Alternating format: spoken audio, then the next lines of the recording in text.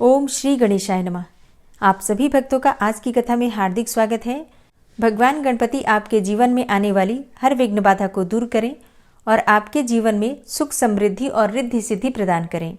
इसी मंगल कामना के साथ आज से पौष मास की कथा का प्रारंभ करते हैं। तो आज है पौष मास का पहला दिन और जैसा कि आप सभी जानते हैं भगवान गणपति की आराधना सबसे पहले की जाती है। तो पौष मास की कथा का प्रारंभ हम करेंगे भगवान गजानन की कथा से।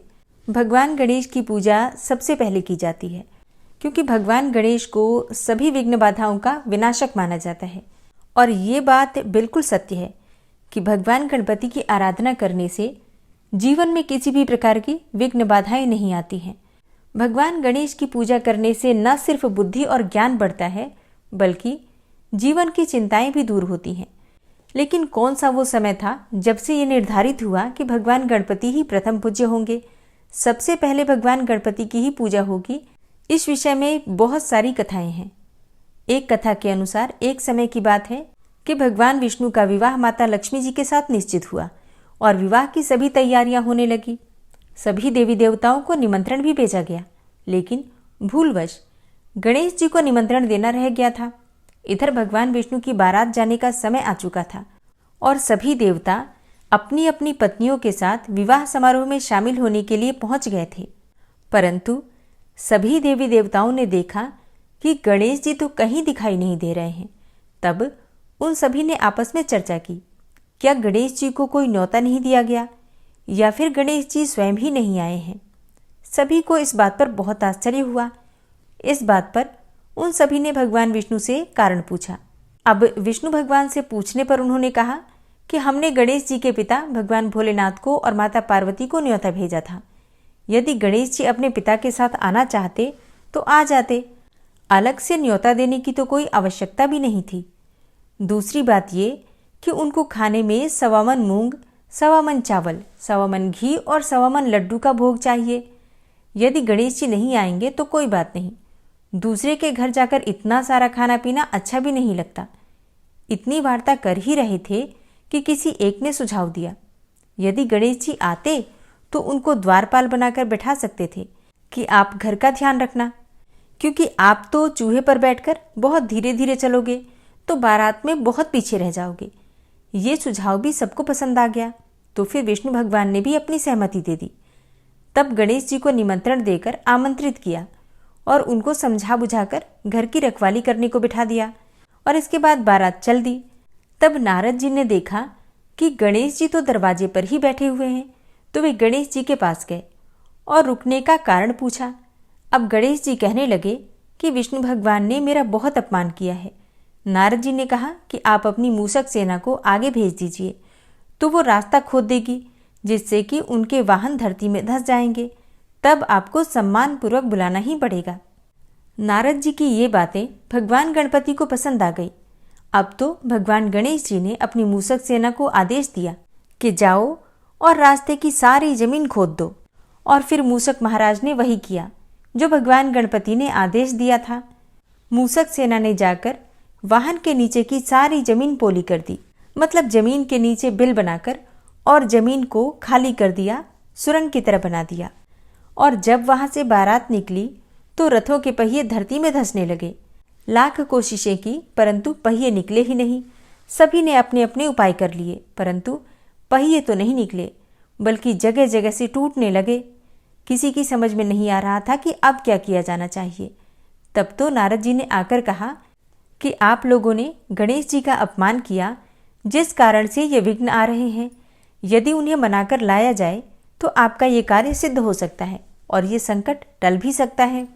और तब भगवान शंकर ने अपने दूत नंदी को भेजा और वे गणेश जी को लेकर आए।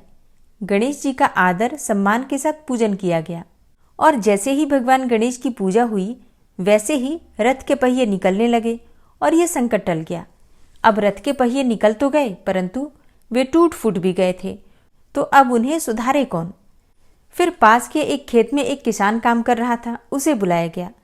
खाती अपना कार्य करने के पहले श्री गणेशाय नमः कहकर गणेश जी की वंदना करके मन ही मन करने लगा। देखते ही देखते खाती ने सभी पहियों को ठीक कर दिया। तब खाती कहने लगा कि देवताओं, आपने सर्वप्रथम गणेश जी को नहीं मनाया होगा और न ही उनकी पूजा की होगी, इसलिए तो आपके ऊपर ये संकट आया है। हम तो मूर्ख हैं, अज्ञानी हैं, फिर भी पहले गणेश जी को पूजते हैं, उनका ध्यान करते हैं। आप लोग तो देवतागण हैं, फिर भी आप भगवान गणेश जी को कैसे भूल गए? अब आप लोग भगवान श्री गणेश जी की जय जयकार बोलकर जाएं, तो आपके सब काम बन जाएंगे और कोई संकट भी नहीं आएगा। ऐसा कहते हुए वो बारात वहां से चल दी और भगवान विष्णु का लक्ष्मी जी के साथ विवाह संपन्न करा के सभी सकुशल घर लौट आए। हे गणेश जी महाराज, आपने जैसा भगवान विष्णु का कार्य संवारा, उसी प्रकार से सबके कार्य सिद्धि कीजिए। बोलो गजानन भगवान की जय। और अब पौष मास के पहले दिन जानते हैं कि पौष मास का महत्व क्या होता है। इस महीने में कौन से देवी देवताओं की पूजा करनी चाहिए और इस महीने के नियम क्या होते हैं, पूजा विधि क्या होती है और कौन सा कार्य इस महीने में जरूर करना चाहिए, कौन सा ऐसा कार्य है जो भूल से भी नहीं करना चाहिए। हिंदी कैलेंडर के अनुसार पौष मास 10वां महीना माना जाता है। इसकी शुरुआत होती है मार्गशीर्ष मास की पूर्णिमा के अगले दिन से। पौष मास को पूष मास भी कहा जाता है और पौष मास में कोई भी शुभ कार्य नहीं होते हैं, लेकिन ईश्वर की उपासना, विशेष तौर पर सूर्य और पितरों की उपासना के लिए ये समय सबसे उत्तम माना जाता है। पौष का महीना भगवान सूर्य को समर्पित होता है। इस महीने में भगवान सूर्य की पूजा करने से और भगवान सूर्य को जल अर्पित करने से बहुत सारी परेशानियां समाप्त हो जाती हैं। इसके अलावा इस महीने में गुरुदेव बृहस्पति की आराधना की जाती है और जगत के पालनहार भगवान श्री हरि विष्णु की पूजा की जाती है।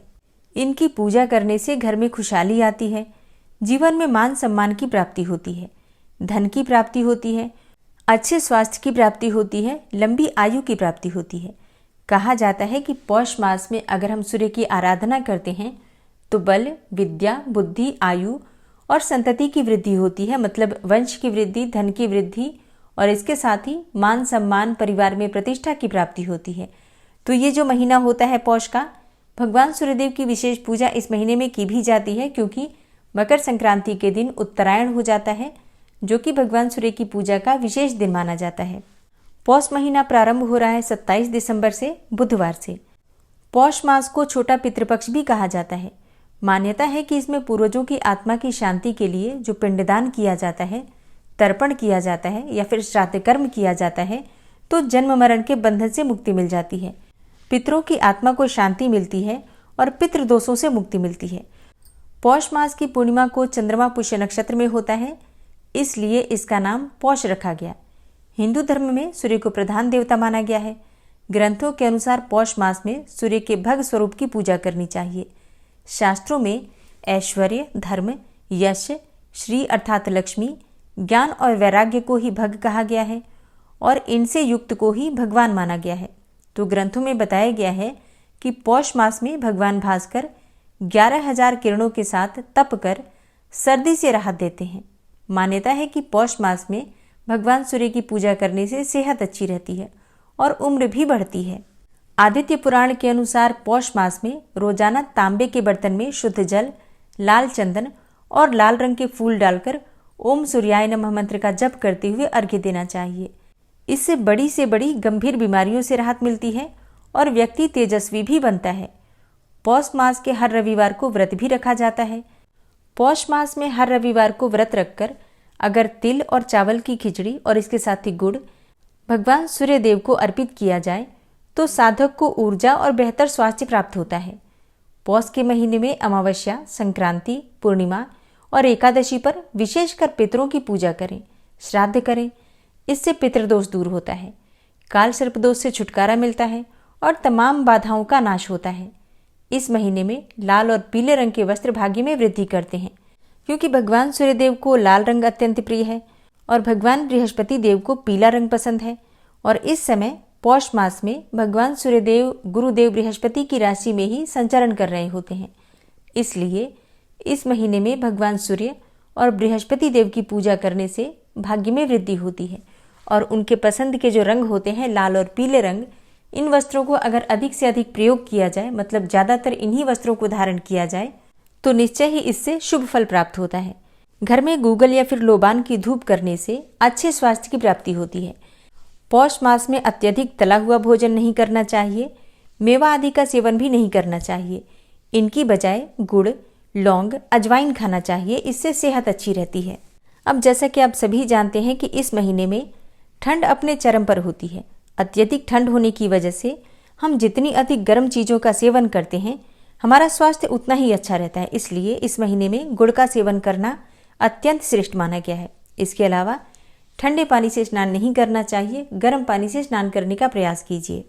पौष मास में दान का अत्यधिक महत्व होता है क्योंकि ये महीना सर्दियों का होता है और बहुत से ऐसे लोग हैं जिन्हें आपके मदद की आवश्यकता है। तो अगर आपके पास सामर्थ्य है, मतलब जितनी भी सामर्थ्य है उसके अनुसार गर्म चीज़ों का दान करना चाहिए। जैसे कि आप गर्म कंबल का दान कर सकते हैं या फिर गर्म वस्त्रों का दान कर सकते हैं, ऊनी वस्त्रों का दान कर सकते हैं। और इसके अलावा अन्न का दान, ये तो अत्यंत आवश्यक है। कहा जाता है कि पौष मास में 9 प्रकार के अन्न का दान करना चाहिए। अपनी इच्छा के अनुसार कोई से भी 9 प्रकार के अन्न अगर आप दान करते हैं किसी ज़रूरतमंद को, तो इससे आपको आपके जीवन में आ रही परेशानियों से मुक्ति मिलती है। और हाँ, इस समय में बहुत से ऐसे लोग हैं जो कि भूख की वजह से, ठंड की वजह से परेशान हो जाते हैं। सड़क के किनारे कई ऐसे लोग हैं जिनके पास खाने को पर्याप्त मात्रा में न तो भोजन होता है, न ही पहनने को वस्त्र होता है।